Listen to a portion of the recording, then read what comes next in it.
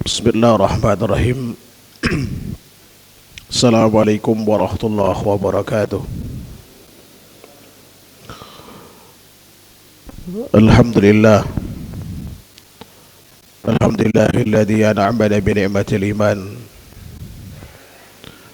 wa azzana bil islam wa razaqana bi ittiba'i sunnati rasulih alaihi salatu wassalam.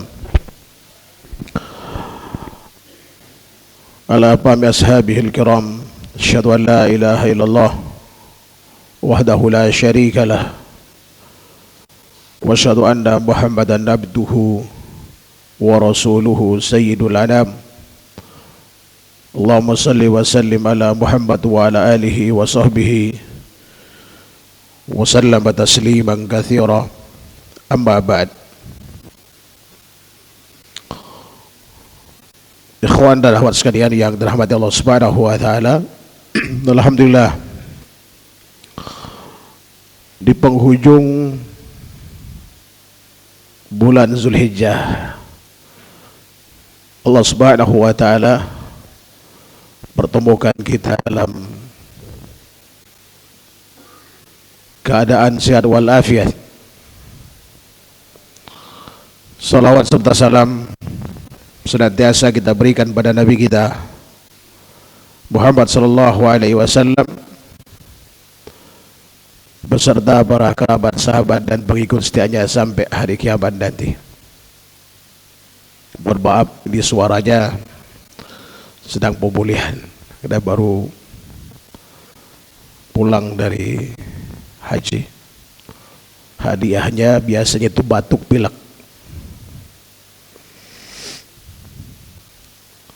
Baik, pada kesempatan ini, kalau nggak salah ini malam pertama Muharram, insyaallah taala. Ini artinya malam istimewa, di akhir dan awal istimewa, karena keduanya bulan suci di mana seluruh amal dilipat gandakan ganjarannya Allah Subhanahu wa taala. Apakah itu maksiat dilipat gandakan dosanya atau amal saleh dilipat gandakan pahalanya. Tinggal kita mau pilih satu di antara dua pilihan, maksiat atau taat. Tetapi bagi kita yang selalu mengingat kematian, pilihan kita tentu adalah ketaatan kepada Allah Subhanahu wa taala. Karena setiap muslim sangat membutuhkan pahala dari amal saleh yang dilakukan itu untuk menjemput rahmat Allah Subhanahu wa taala, sebagai modal bagi kita untuk wafat dalam keadaan husnul khatimah. Dan ini tidak mudah, tentu perlu perjuangan dan pengorbanan secara maksimal.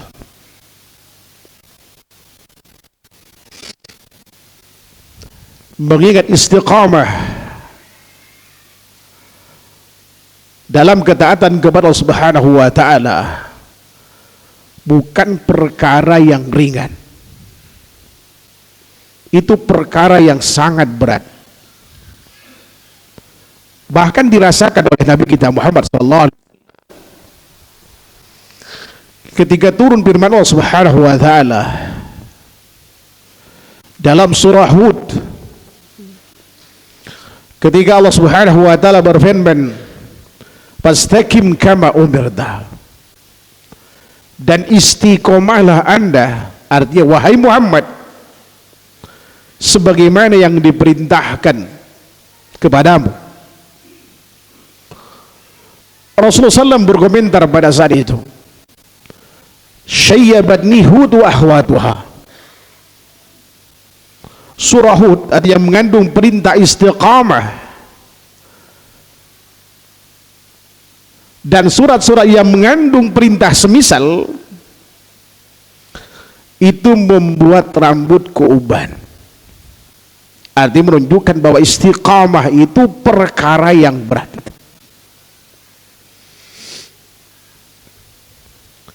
Apalagi mempertahankan pahala. Istiqamah dalam ketaatan kepada Allah berat, mempertahankan pahala dari keistiqomahan itu lebih berat lagi.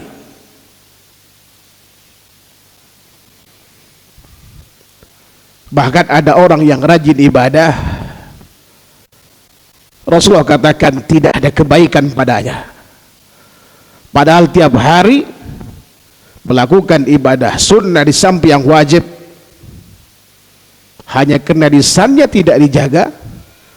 Kata Rasulullah, dia tidak ada kebaikan sama sekali, dan dia termasuk penghuni neraka.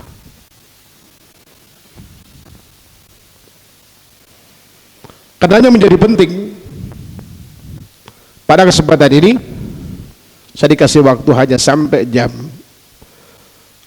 7:30, itu pun udah plus dengan sholat isya. Ya, karena khawatir nanti bentrokan dengan acara di pinggir jalan. Saya tidak tahu acaranya apa. Ini tantangan juga bagi kita, karena banyak acara obor dan lain-lain dalam rangka katanya memperingati tahun baru Islam. Ini tasyabbuh dengan agama tetangga. Tema kita insyaallah ta'ala tentang bekal kematian yang indah itu.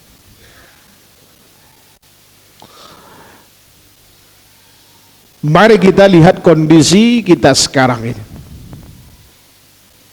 Kita lakukan introspeksi. Ini nasihat bukan hanya untuk Bapak Ibu sekalian, juga buat saya.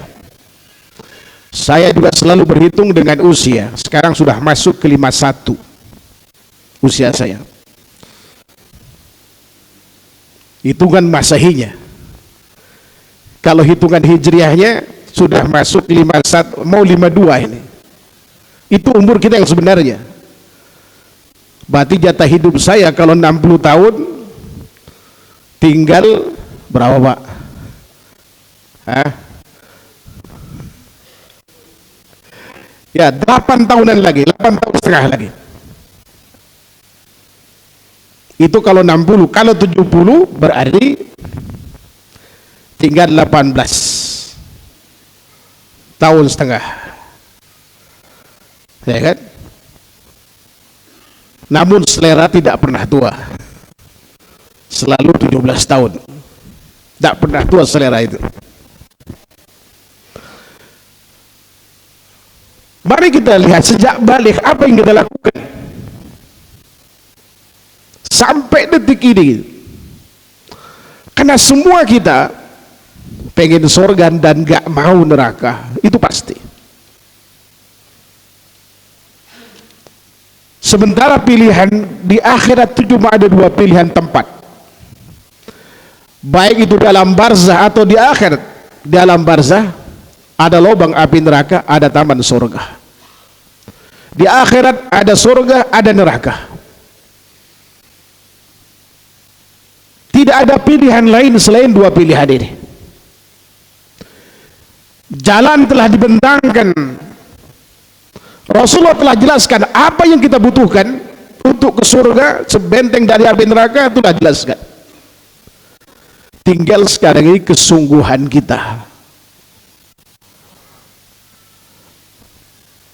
Jangan sampai kemudian antara keinginan dan jalan yang ditempuh itu tidak sejalan. Keinginan hati ingin surga, namun jalan yang kita titik adalah jalan ke neraka.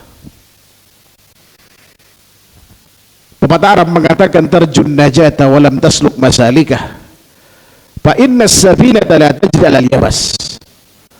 Anda berharap keselamatan, Ya kan? Sementara Anda tidak berjalan pada jalan keselamatan itu, ketahuilah bahwa sungguhnya bahtera itu tidak akan pernah berlayar di atas daratan. Tidak akan mungkin seorang bisa mewujudkan impian untuk meraih rahmat Allah Subhanahu wa taala sebagai bekal masuk surga, terhindar dari neraka, kalau jalan yang ditempuh adalah maksiat kepada Allah Subhanahu wa taala.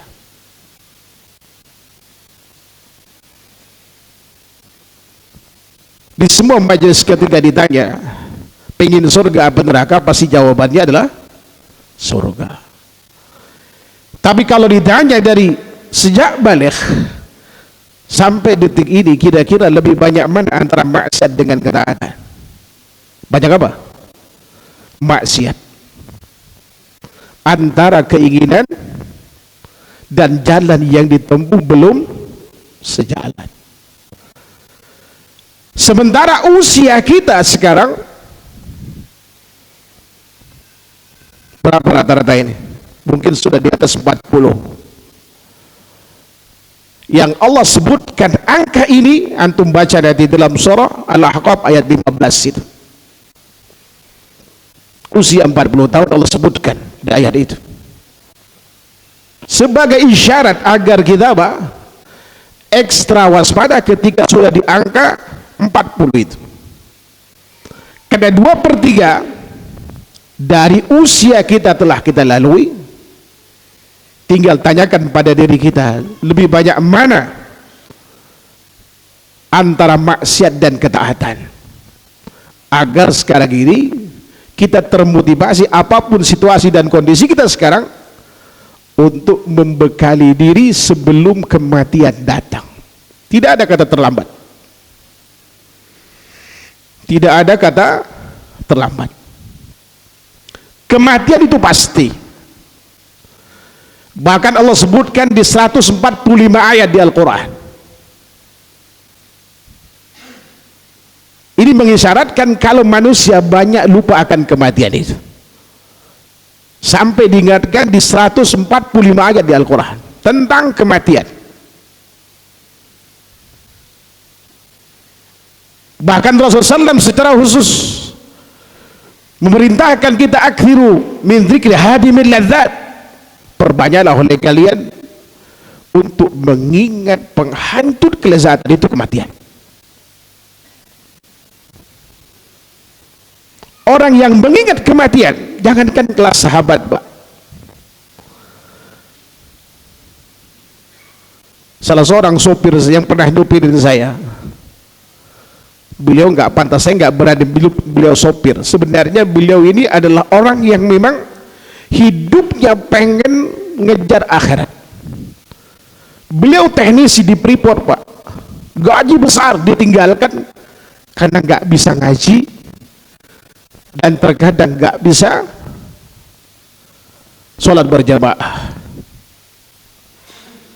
Dia rela jadi sopir kita, nggak pantas jadi sopir sebetulnya itu. Sekolah di luar negeri, tapi nggak nampak kalau dia orang sekolah di luar negeri.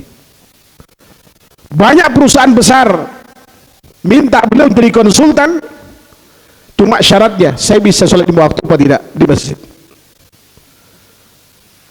bisa ngaji apa tidak, kalau tidak, tidak. Tadi pagi saya teleponan dengan putranya, beliau sudah meninggal. Dan orang yang pernah kenal beliau mengatakan beliau orang baik, mudah-mudahan husnul khatimah. Saya pesankan pada anaknya tentang siapa bapak dia. Ditinggalkan dunia hanya untuk meraih ridha Allah Subhanahu wa taala. Bahkan sebelum beliau meninggal, orang tuanya minta beliau tinggal bersamanya, ditinggalkan rumahnya di Bogor, pindah ke Malang, walau belum punya rumah di Malang, karena ingin berbakti pada orang tuanya. Kapan saya lagi usia orang tua saya, kata beliau, udah Ustaz.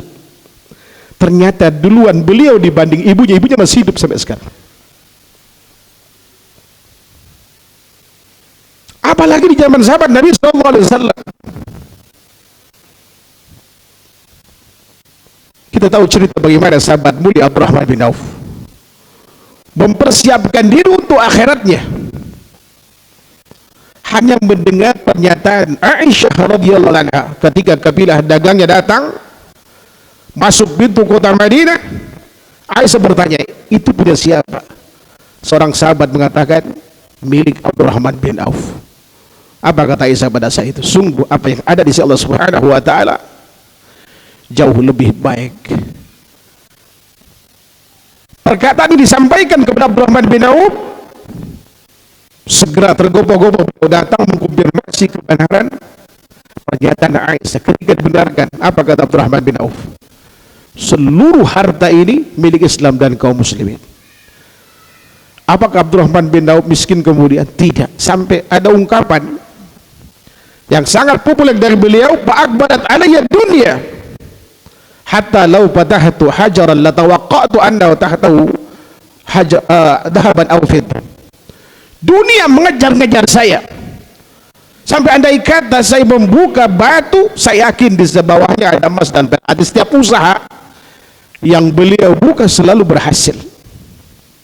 Beliaulah kemudian yang menangis di saat beliau tidak mati syahid di perang Uhud. Ini dengan sahabat mulia Mus'ab bin Umair, anak orang kaya yang ditinggalkan kehidupan mewahnya setelah dia masuk Islam, sampai kemudian tidak mampu beli pakaian. Di saat beliau wafat, pakaiannya ditarik ke arah kepala, kaki terbuka. Ditarik ke arah kaki, kepala terbuka. Rasulullah perintahkan ditarik ke arah kepala dan kakinya itu dan idkhir. Ini yang membuat sahabat mulia Abdurrahman bin Auf menangis. Dia khawatir amal yang dilakukan itu nggak ada yang diterima oleh Allah Subhanahu wa taala. Padahal tidak ada perintah Allah dan Rasulnya yang beliau tahu kecuali beliau amalkan. Pengennya mati dalam keadaan husnul khatimah. Ini kondisi sahabat Nabi SAW. Padahal siapa beliau, Pak? Bukan hanya satu dari 8 orang yang kaya dan 10 orang yang masuk surga. Beliau adalah sahabat yang dijamin masuk surga Allah Subhanahu wa taala. Mestinya kita yang lebih dari beliau untuk mempersiapkan diri dari sekarang. Andai kata kita kondisi sekarang dalam kondisi saleh, setelah kita hijrah, apakah kemudian rahmat itu pasti dalam genggaman? Belum tentu. Patut kita renungkan hadis yang diriwayatkan oleh Imam Bukhari, sehingga saya dalam Adabul Mufrad, juga riwayat Imam Ahmad di Tirmidzi, dari sahabat mulia Abu Hurairah radhiyallahu anhu. Pada suatu hari, dalam pantauan sahabat, ada 2 wanita sama-sama ahli ibadah. Yang satu ibadahnya luar biasa, jangankan yang wajib, sampai yang sunnah beliau lakukan. Namun dalam catatan para sahabat, tetangganya mencatat bahwa wanita yang pertama ini, dia sering ngomongin orang, sering menyakiti tetangganya dengan lisannya. Pada saat itu para sahabat mengadu kepada Rasulullah, "Ya Rasulullah, inna fulanah takumul lail wa tasumun nahar wa tasaddaq wa tabal wa tab'al walakinnaha tu'dhi jiyaraha bilisaniha." Ya Rasulullah, ada seorang wanita. Artinya mereka tahu siapa wanita itu, tapi mereka tidak sebut namanya. Dan sampai saat ini saya belum tahu namanya siapa, ya kan? Dan yakin para sahabat itu tahu. Dia ahli ibadah, rajin qiyamul lail, rajin puasa sunnah, rajin bersedekah, rajin melakukan amal ini dan itu. Artinya tidak ada kebaikan kecuali beliau lakukan. Namun sayang, dia sering menyakiti tetangganya dengan lisannya. Lihat respon Rasulullah, la khaira fiha wa hiya min ahlin nar. Dia sama sekali tidak ada kebaikannya. Dia adalah penghuni neraka, kata Rasulullah. Sebaliknya, wa inna fulanah tusallil maktubah wa tasumu Ramadan wa tasaddaq walakinnaha la tu'dhi ahlan. Ada seorang wanita ibadahnya biasa-biasa saja, dia hanya sholat 5 waktunya, puasa Ramadan yang wajib-wajib saja Pak, sedekah pun ala kadarnya, tidak sesering wanita yang pertama tadi itu. Cuman dia tidak pernah menyakiti orang lain. Apa jawaban Rasulullah? Fahiya min ahlil jannah. Wanita yang kedua ini, dia adalah penghuni surga. Oleh karenanya, mari kita introspeksi diri sekarang. Jangan kena sering ngaji pun ya kan, masih sering ngomongin orang. Wah, saya mau rajin ngaji, alhamdulillah. Si fulan itu katanya nyunda tapi jarang ngaji. Hati-hati Pak. Jarang sekali dia bersunnah, jarang sekali bersedekah. Saya alhamdulillah selalu bersedekah. Betul, zahirnya antum melakukan itu. Bisa jadi yang Allah terima itu orang yang tidak nampak apa yang dia lakukan. Bisa jadi yang diterima Allah Subhanahu wa ta'ala, bisa jadi yang utuh pahalanya dia dibanding kita.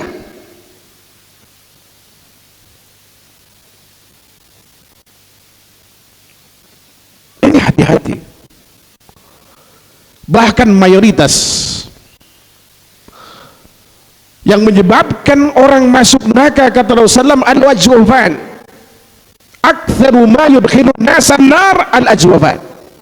Yang paling banyak memasukkan orang ke neraka itu 2 rongga, yaitu lisan dan kemaluan.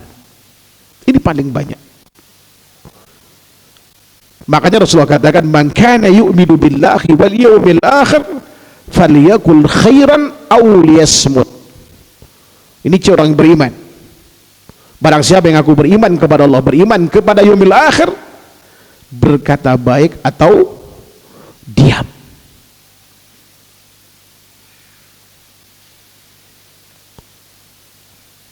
Dan mayoritas orang disebut bangkrut dari umat Nabi Muhammad SAW dalam riwayat Muslim juga disebabkan terbanyak itu faktor lisannya. Bisa disebabkan syatam, qadaf, dan memakan harta orang lain dengan batil, cacian, makian, atau menuduh orang lain berzina dan memakan harta orang lain dengan batil. Yang kedua, faktor perbuatan, menyebabkan orang yang terbunuh atau memukul orang yang tidak bersalah. Ini ternyata untuk mempertahankan pahala itu tidak mudah. Apalagi kondisi kita sekarang ini baru hijrah atau masih bermaksiat Subhanahu wa ta'ala. Kalau kondisi orang yang soleh saja masih demikian rentannya, ya kan, bahayanya, artinya sudah berada di pinggir jurang itu. Bagaimana dengan orang yang belum bertaubat kepada Allah Subhanahu wa ta'ala? Namun Allah Subhanahu wa ta'ala dengan sifat rahimnya yang diberikan hanya kepada orang yang beriman padanya, Allah buka pintu taubat selebar-lebarnya. Dan Allah kasih cara bagaimana kita mempersiapkan diri, seberapapun kemudian waktu yang tersisa dari usia kita, untuk memperbaiki keadaan. Contoh kasus dalam riwayat Imam Bukhari yang diceritakan oleh Rasulullah, orang yang membunuh 100 orang, nyaris dalam hidupnya adalah catatan kriminal, tidak beribadah Subhanahu wa ta'ala. Di penghujung usianya dia taubat dan betul-betul bertaubat kepada Allah Subhanahu wa ta'ala. Ketika datang ke seorang alim, hal min taubah, adakah taubat bagiku? Kata sang alim, ada. Lalu disarankan, intalik ila ardi fulan fa inna fiha unasun ya'buduna Allah fa'budillaha ma'hum fiha fala tarji ila ardika fa innaha ardasu. Kamu harus hijrah dari kampung halamanmu ke kampung fulan di sana. Di sana banyak orang beribadah kepada Allah dan ibadahilah Allah bersama mereka. Jangan kembali ke kampung halamanmu, karena kampung halamanmu itu adalah rusak, artinya tidak kondusif untuk bertaubat. Kalau kita tidak bisa istiqamah dalam ketaatan Allah Subhanahu wa taala, kena lingkungan, hijrahlah lagi tempat itu. Kalau kita sulit bertaubat kepada Allah Subhanahu wa taala karena lingkungan kita tidak mendukung, hijrahlah. Walaupun menguntungkan secara duniawi, walaupun menguntungkan secara duniawi, tinggal di situ. Mungkin dekat dengan tempat kerja dan lain-lain, tapi ingat, dunia ini cuma sebentar. Sementara masa depan kita di akhirat sangat tergantung, ya kan, pada kemampuan kita dengan izin Allah Subhanahu wa taala untuk istiqamah di jalan Allah Subhanahu wa taala. Akhirnya kemudian orang ini beranjak menuju tempat yang dimaksud. Wafat di tengah jalan. Ya kan? Terjadi polemik antara malaikat azab dan malaikat rahmat. Kata malaikat azab, ini hak saya. Kata malaikat rahmat, ini punya saya. Dia udah bertaubat, betul udah bertaubat, tapi kan belum melakukan apa-apa. Akhirnya dia ukur, kalau lebih dekat ke tempat tujuan berarti punya malaikat rahmat. Kalau lebih dekat ke tempat bertolak punya malaikat. Ternyata begitu diukur, hanya satu asta bedanya. Lebih dekat ke tempat tujuan maka punya malaikat rahmat, dan kata Rasulullah telah diampuni dosanya. Artinya tidak ada kata terlambat untuk memperbaiki diri. Bahkan Rasulullah SAW pernah mengatakan, innallaha yaqbalu taubata abdihi ma lam yughargir. Sesungguhnya Allah Subhanahu wa taala, ya kan, masih menerima taubat hambanya semasih, ya kan, hayat di kandung badan, kata istilah kita itu. Makanya sebisa mungkin ketika ada orang yang belum bertaubat di penghujung usianya, ya kan, apalagi itu kerabat kita, teman kita, suruh dia untuk apa? Mengucapkan kalimat la ilaha illallah. Apapun kemudian maksiat yang pernah dilakukan, kalau itu akhir dari ucapannya, insya Allah peluang ke surga itu masih ada baginya. Nah, bagi kita yang masih dikasih kesempatan Allah Subhanahu wa taala, seberapapun kemudian waktu tersisa dari usia kita, ya kalau perjalanan hidup ya kan, dia berada dalam ketaatan Allah Subhanahu wa taala, tinggal kemudian istiqomah padanya. Kemudian tingkatkan kuantitas amalnya, artinya jangan hanya ibadah wajib yang dilakukan. Kita juga harus melakukan ibadah sunnah dan harus istiqomah pada minimal 1-2 ada yang diistiqomahin itu.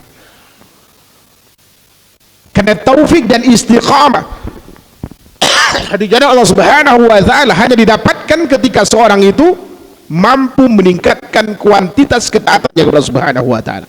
Sebagaimana yang tersurat dalam hadis Nabi SAW dan firman Allah Subhanahu wa taala dalam sebuah diskusi dalam penggalan hadis riwayat Imam Bukhari, wala yazalu abdi yataqarrabu ilayya bin nawafil hatta uhibba fa idza ahbabtuhu fa kuntu samahu alladhi yasma'u bi wa basaruhu alladhi yabsiru bi wa yaduhu alladhi yabtisu biha wa rijlahu alladhi yamshi bihima fa idza sa'alani la'udiyanna wa idza ista'adani la'uidanna.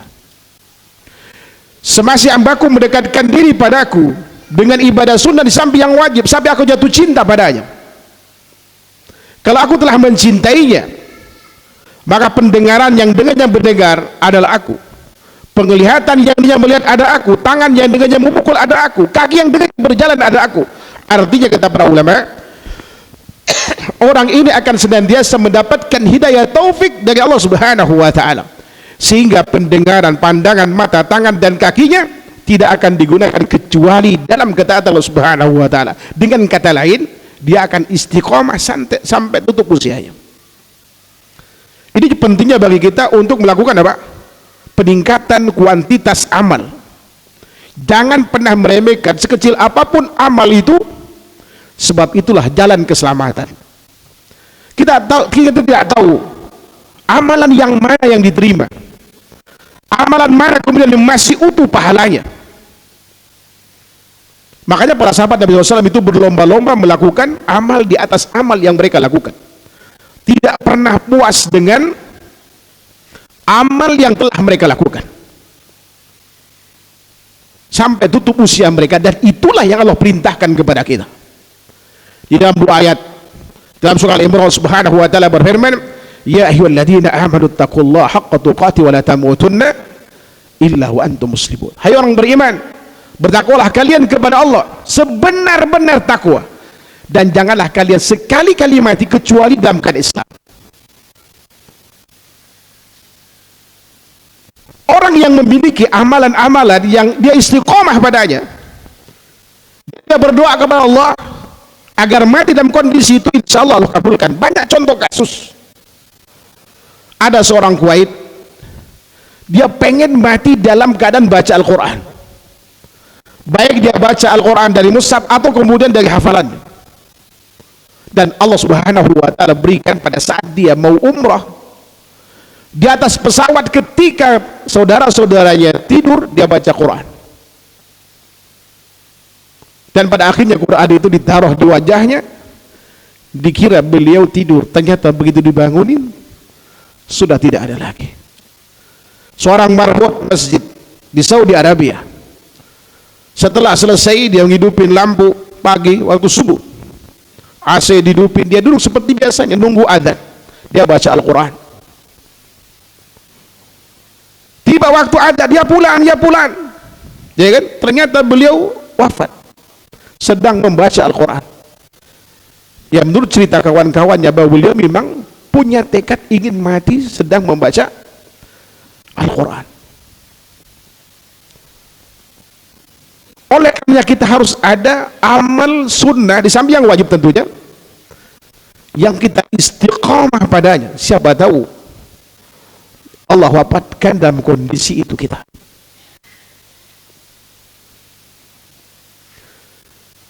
Bagi yang kondisi kita sekarang masih bermaksiat, segera bertaubat. Jangan merasa masih muda, apalagi yang sudah tua. Sebab tanda akhir zaman itu mautul faja'ah, mati mendadak.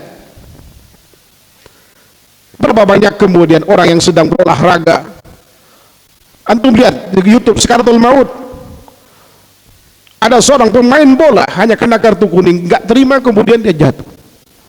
Ada yang smackdown, dia menang, berjingkar-jingkar, kemudian dia wafat. Ada yang sedang menikah, ada yang sedang reportase dan sebagainya. Kematian suatu hal yang misterius, hanya Allah yang tahu. Dia tidak kenal usia, apalagi Allah jadikan itu tanda hari kiamat, mautul baja, mati tiba-tiba. Itu enggak kenal usia, Pak. Ini artinya kita harus berjuang sebelum kematian dengan bekal yang bisa kita andalkan untuk menjemput rahmat Allah Subhanahu wa ta'ala.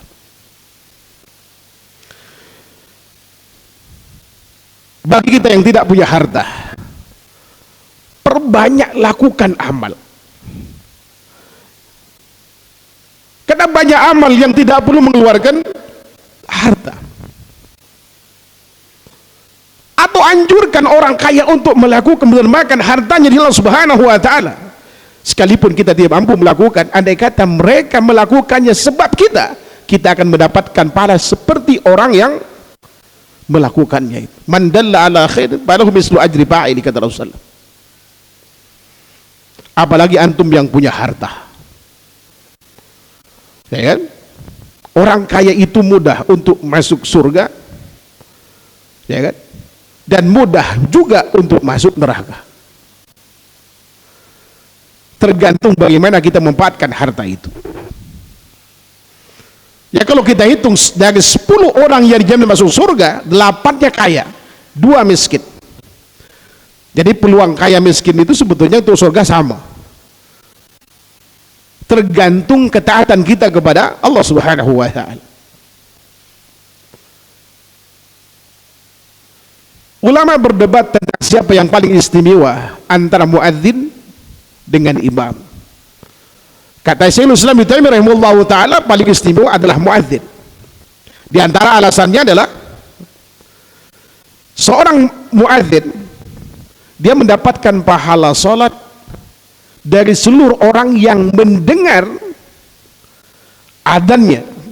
Kalau ada orang salat kena adzannya dia, baik yang di masjid ataupun yang di rumah, dia dapat pahala itu, muadzin itu. Sementara imam hanya mendapatkan pahala dari orang yang berjamaah bersamanya. Dan ada yang bisa mengalahkan muadzin, ada yang bangun masjid itu. Siapa dia? Orang kaya. Makanya Rasulullah katakan dalam hadis riwayat Imam Ibnu Majah dari sahabat mulia Jabir bin Abdullah, "Man bana lillahi masjidan kama hasiqat banallahu lahu baitan bil jannah." Barang siapa yang membangun masjid karena Allah walau seperti sangkar burung itu. Mabhas qutat ini sebetulnya apa namanya itu, sarang burung. Saya terjemahkan sangkar burung lebih pas itu. Ini menunjukkan betapa kecilnya itu. Kalau itu dilakukan karena Allah, maka Allah akan bangunkan baginya rumah di surga. Oleh karenanya motivasi kita kalau kita punya harta, ya kan, mari kita bangun masjid itu di tempat yang tepat. Bayangkan seperti ini, masya Allah kajiannya ramai, banyak orang berjamaah di sini. Yang membangunnya ini berapa pahala yang didapatkan, Pak? Dari semua aktivitas ibadah yang dilakukan di sini.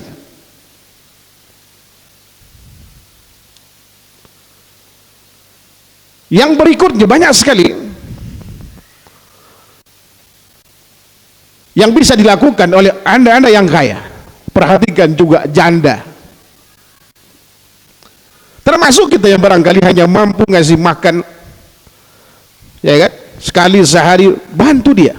Jangan biarkan mereka, ya kan, kesusahan. Pahala bantu janda itu besar, apalagi kalau sampai nikahin, walaupun urusannya berat,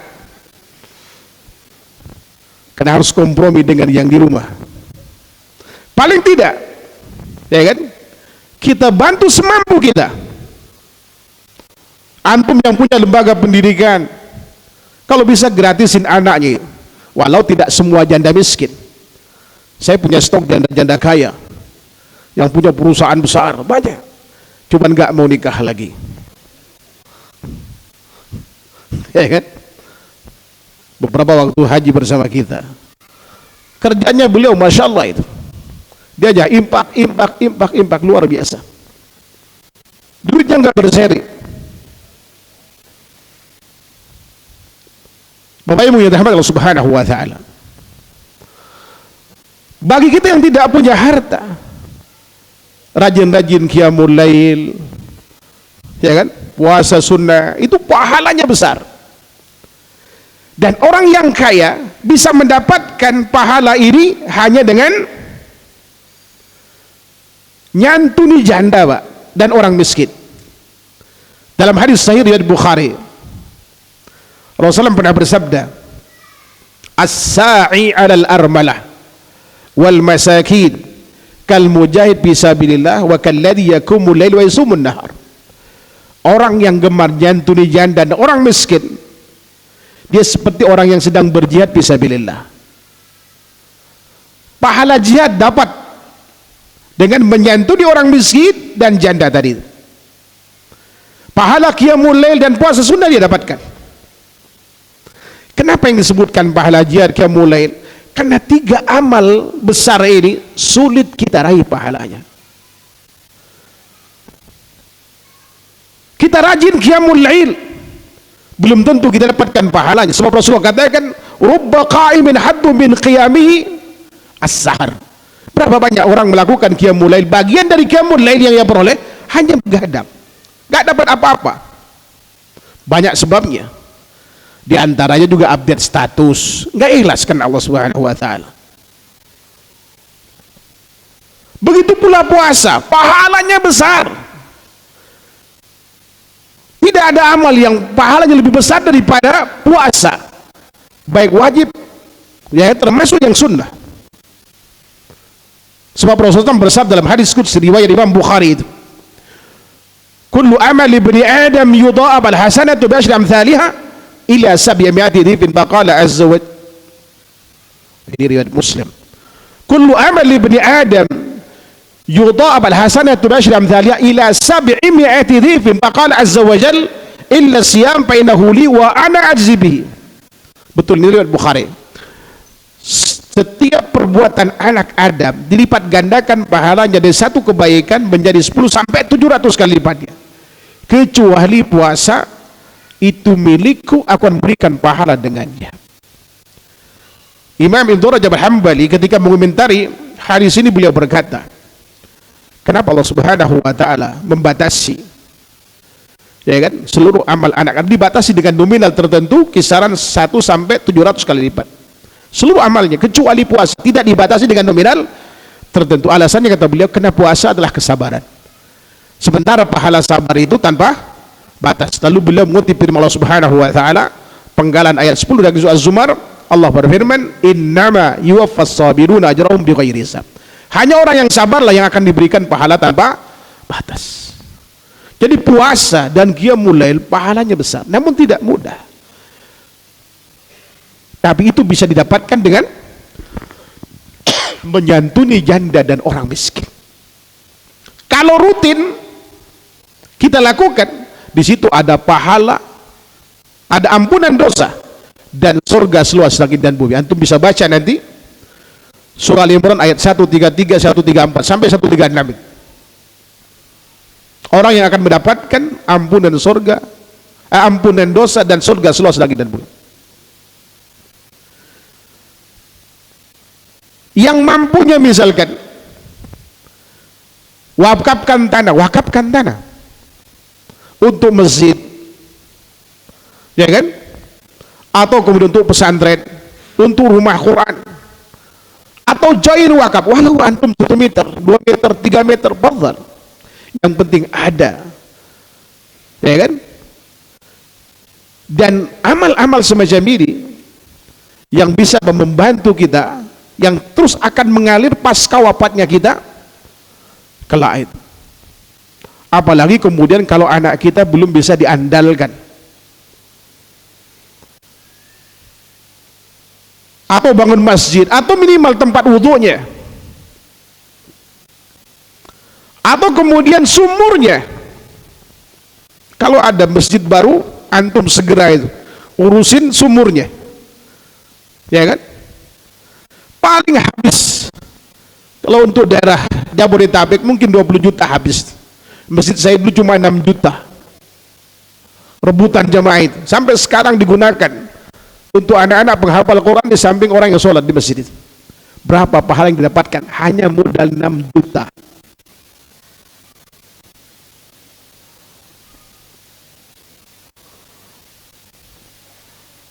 Wakafkan Al-Quran, wakafkan kitab.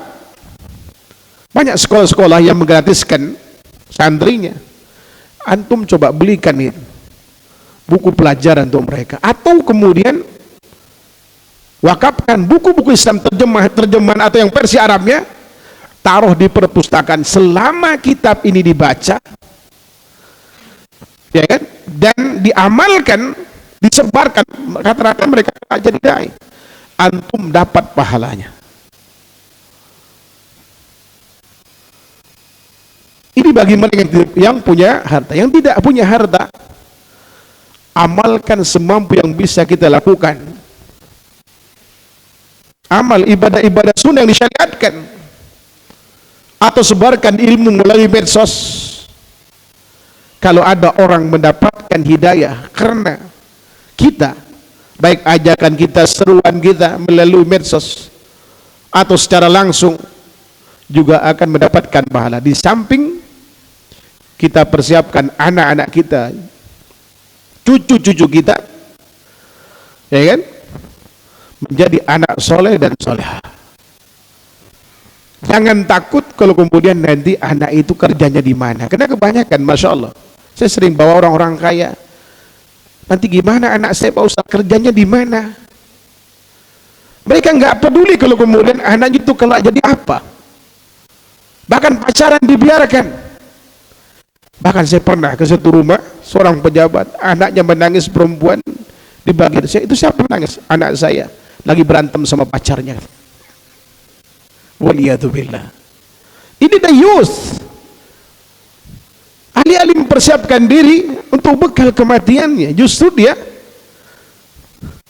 memperlebar jarak antara dia dengan surga. Karena dayus salah satu sebab orang tidak masuk surga. Waliyadzubillah. Padahal dia ngaji itu. Kenapa enggak dinikahkan? Masih kecil Pak Ustaz, pacaran dibiarin.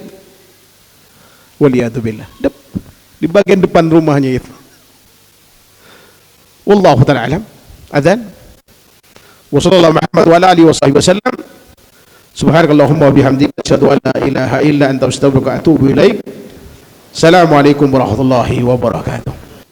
Bismillah wassalatu wassalamu ala Rasulillah wa ala alihi wa sahbihi wa bawala wa ba'd.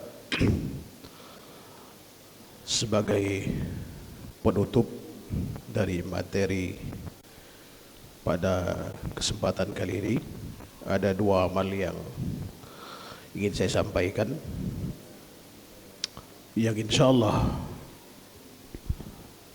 keduanya ya mungkin sering kita lakukan, tinggal bagaimana kita bisa istiqomah padanya. Yang pertama, usahakan kita mendapatkan takbiratul ihram bersamaan dengan imam setiap kali kita berjamaah di masjid. Alhamdulillah umumnya kita telah melakukan salat berjamaah, tapi tidak semua kita mampu mendapatkan takbiratul ihram bersamaan dengan imam.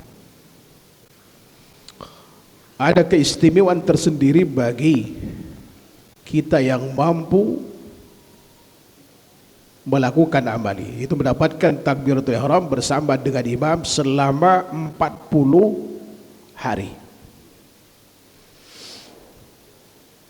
Ada dua keistimewaan yang akan didapatkan: terbebas dari api neraka, yang kedua terbebas dari kemunafikan. Dalam hadis riwayat Imam At-Tirmidzi dari sahabat mulia Abdullah bin Umar, dan hadis ini mauquf pada sahabat mulia Abdullah bin Umar.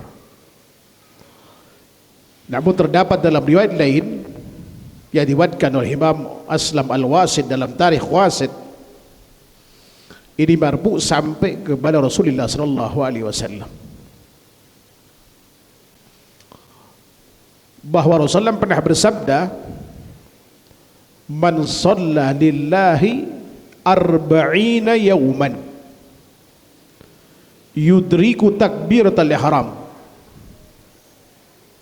kutibat lahu bara'atun minan nifaqi wa bara'atun minan nar, atau kama qala alaihi salatu wassalam.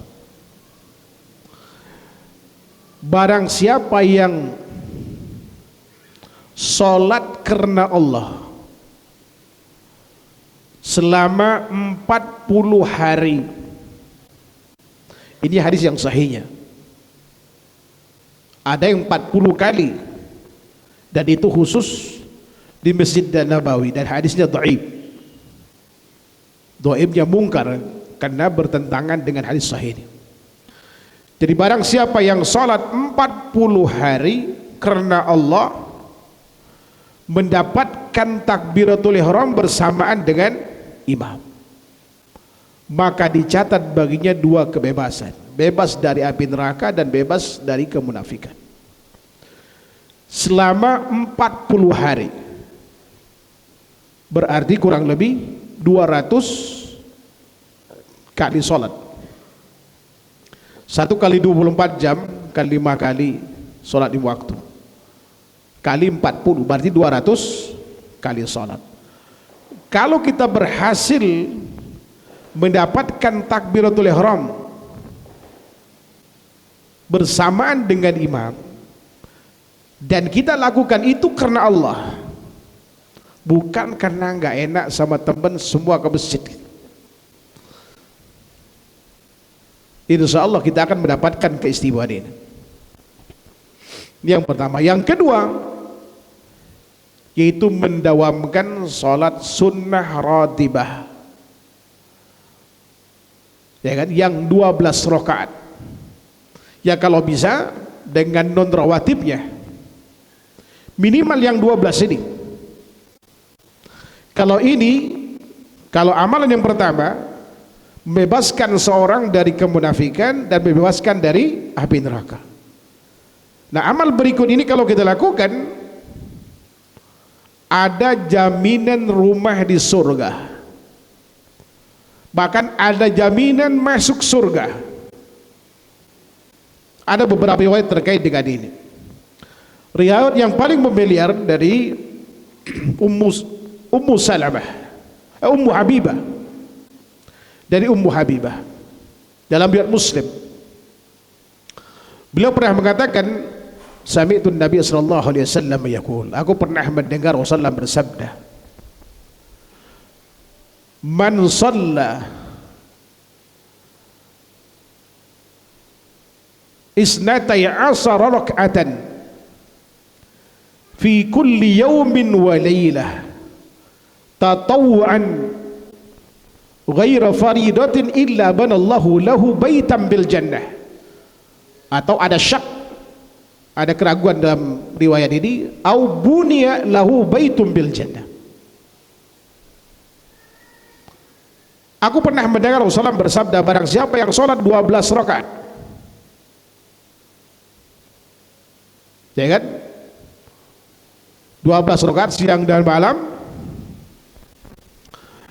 secara sukarela, tidak wajib, maka akan dibangunkan baginya rumah di surga. Atau versi lain disebutkan, telah dibangunkan baginya rumah di surga. Sebagian besar ulama menjelaskan hadis ini dengan riwayat Imam Tirmidzi, Abu Daud dan sahabat mulia Aisyah, yang dimaksud adalah salat sunnah ratibah. Sebab Aisyah pernah berkata dalam riwayat tersebut bahwa Nabi SAW pernah bersabda, man thabara ala ithnatai asyara raka'ah fi kulli yawmin wa layla dakhala al-jannah. Barang siapa yang menjaga atau merutinkan 12 rakaat siang dan malam, dia bakal masuk surga. Lalu Rasulullah rincikan solat yang dimaksud, arba raka'atin qabla dhuhur wa raka'ataini ba'daha wa raka'ataini ba'da al-maghrib wa raka'ataini ba'da al-isya wa raka'ataini qabla al-fajr. 4 sebelum duhur, 2 setelah duhur, 2 setelah maghrib, 2 setelah isya, dan 2 sebelum subuh. Dan Rasulullah SAW jarang meninggalkannya kecuali dalam safar. Kalau dalam safar, berdasarkan penuturan 2 sahabat mulia, Barra bin Azib dan Abdullah bin Umar dalam Muslim, yang tidak ditinggal dari rawatib itu hanya 2 rakaat sebelum subuh. Namun dalam catatan sejarah ada 8 sahabat yang melakukannya dalam safar. Ada sahabat mulia Ali bin Abi Thalib, sahabat mulia Umar, Anas bin Malik, Abdullah bin Mas'ud, Abdullah bin Abbas, Anas, Abu Dhar. Dan ini sahabat-sahabat yang melakukan di dalam safar. Bahkan beberapa waktu lalu kita diskusi sama Dr. Musyafa Ad-Dari ini, ya beliau, saya sampaikan pada saat itu, kata beliau tidak ada, ini ihtimal. Mana dalil yang sahabat melakukannya? Data, pernah saya buat makalah terkait dengan ini, ada 19 halaman, tapi qadarullah hilang bersama dengan laptop saya yang rusak. Tapi saya coba turunkan, saya dapatkan di antara riwayat itu, dalam riwayat Imam Bukhari, sahabat mulia Abdullah bin Mas'ud melakukannya di Musdalifah setelah maghrib itu, 2 rakaat itu. Ya, jadi kalau melakukan dalam sabar ya silahkan saja. Jadi kalau versinya Imam An-Nawawi rahimahullah ta'ala ketika mengomentari surat Rabi'ah dalam sabar itu, ya mungkin saja kata beliau Rasulullah melakukannya tapi tidak terpantau atau tidak terlihat oleh sahabat mulia Abdullah bin Umar. Ya buktinya beberapa sahabat tadi melakukannya. Wallahu ta'ala. Atau yang kedua, tafsir yang kedua, ini tafsir minoritas. 12 rakaat yang dimaksud ini samping rawatib ada juga 12 rakaat salat duha. Karena salat duha itu boleh lakukan 2, 4, 6, 8 dan 12 yang sampai ke kita itu. Dalam riwayat Imam, yang saya ingat riwayat Imam Tirmidzi, antum bisa cek nanti, Rasulullah pernah bersabda, man shalla dua isnatai asyara rak'atan banallahu lahu qasran bil jannati min dhahab.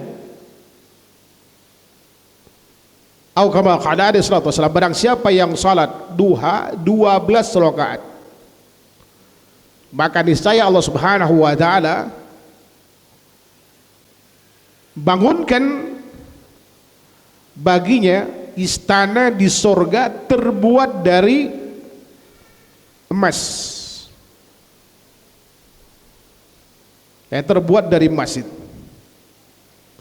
Jadi hadis Muslim tadi bisa diterjemahkan rinciannya dengan riwayat Imam Abu Dawud Tirmidzi dari sahabat mulia Aisyah atau dengan hadis ini. Jadi kalau kita melakukan keduanya, ya fadhal, tidak ada masalah, itu keistimewaannya. Minimal yang bisa kita lakukan itu. Di samping banyak keistimewaan, kita melakukan salat sunnah itu di samping yang wajib, banyak keistimewaan. Bisa menyempurnakan kekurangan yang terjadi pada salat wajib kita. Setiap ruku dan sujud momen di mana Allah Subhanahu wa taala menghapus dosa kita. Di saat sujud kalau dilakukan karena Allah, juga Allah akan menghapus dosa dan meninggikan derajat. Di samping itu modal masuk surga bersama Rasulullah sallallahu alaihi wasallam. Dan ini salat-salat yang sangat mungkin kita lakukan, sangat mungkin untuk diistiqomahin. Kenapa? Karena menyertai salat fardu kita. Di samping wudu, dengan usahakan setiap mandi sesuai dengan tuntunan yang ada, insya Allah, ya kan, itu bisa menjadi bekal bagi kita sebelum kematian kita. Di samping, ya kan, perbanyak amal yang lain, kita persiapkan anak kita, cucu kita, termasuk kemudian kita membiayai saudara-saudara kita atau kemudian tetangga kita yang cerdas, yang tidak punya, ya kan, kemampuan secara finansial, kita kuliahkan dan minta kepada orang tuanya agar kemudian kelak bisa menjadi, ya kan, juru dakwah. Insya Allah itu bisa menjadi bekal pasca kematian kita. Dan jangan lupa tadi yang punya harta, ya kan, bangun masjid, bangun musholla, bantu pembangunan pesantren, rumah Quran dan lain-lain. Seberapapun kemudian kemampuan kita, mau 1.000, 10.000, 100.000, 1 juta, 100 juta, lakukan. Karena itu harta yang akan menemani kita di saat kemudian kita wafat. Selebihnya itu milik ahli waris dan pesaing kita. Wallahu ta'ala alam. Ini barangkali yang bisa saya sampaikan. Gak tahu ada tanya jawab atau tidak. Kau udah dilewat itu waktunya karena terlalu mepet. Taib satu orang sebelum kita tutup.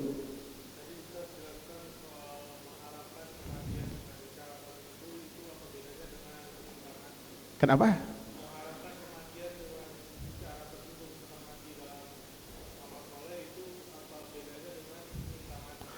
Beda dengan minta mati. Kalau kita minta mati itu biasanya kena kondisi tertentu, kita nggak kuat dengan beban hidup, musibah dan segala macamnya, lalu minta mati. Rasulullah larang pada saat itu pamannya untuk melakukan hal itu.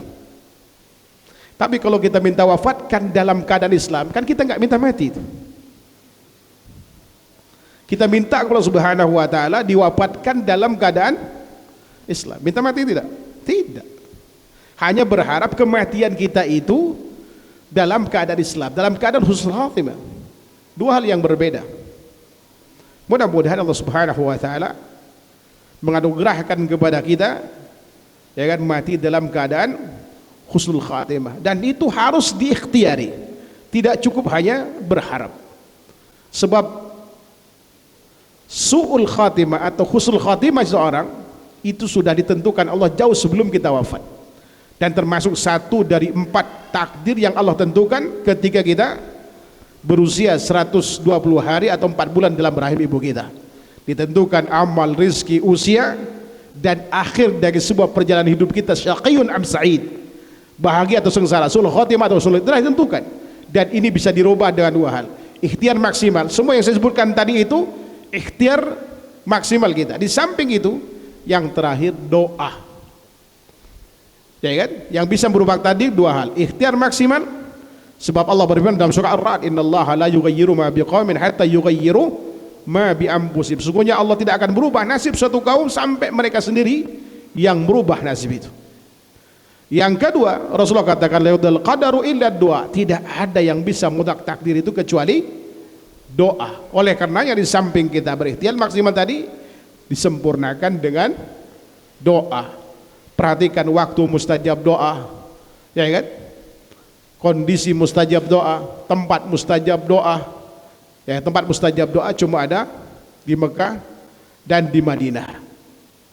Ya kan? Selebihnya kondisi itu bisa berada di Indonesia. Termasuk antara adzan dan qoma di saat sujud sebelum salam. Kemudian hari Rabu sore, ya kan? Ini hadis tidak familiar tapi ada, ya kan? Antum bisa baca dalam Sahih Targhibnya punya Syalbani rahimahullahu taala. Kemudian juga Jumat sore, ya kan? Di sepertiga malam, di saat kita berpuasa, ya kan? Saat kita sedang safar, itu waktu mustajab doa.